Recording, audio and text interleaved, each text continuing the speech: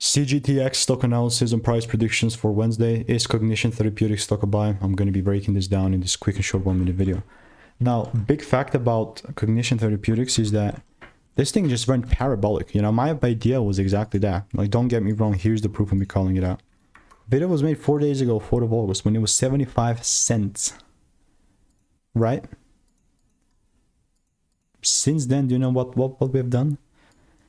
We went from 75 bucks, 75 cents, to freaking now being at about $1.40. So that's a double from where we are.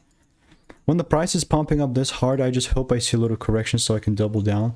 But I'll keep you updated. You know, it really depends where we open. So stay tuned for tomorrow. And if you want to get free pretty much stock picks, emails, and insights for free, click the first link in the description. I'll see you in the next one. Goodbye. Very curious to see if I have CGTX receipts here. No, that sucks, but stay tuned.